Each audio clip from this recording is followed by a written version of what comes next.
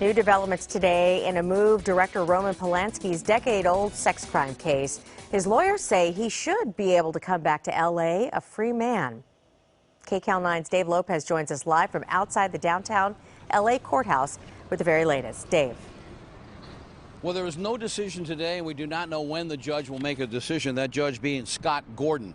It was 40 years ago that Roman Polanski, the well-known movie director who's won an Oscar for directing, pleaded guilty to having sex with a 13-year-old girl.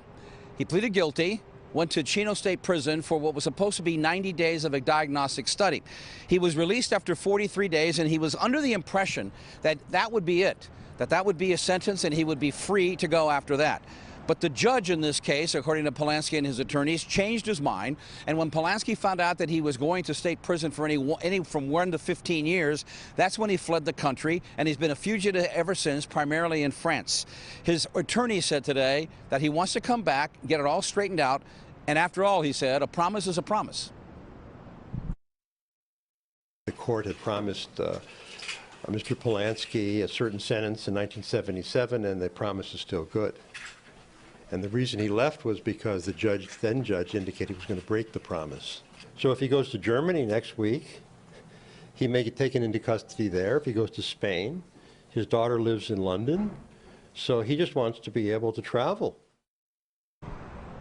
Polanski is now 83 years of age. Now, the reason he cannot go to many of those countries overseas is because 7 years ago, the district attorney's office put out a warrant for his arrest and is being honored, at least in Switzerland and in his native Poland, where Polanski has been picked up and served some time.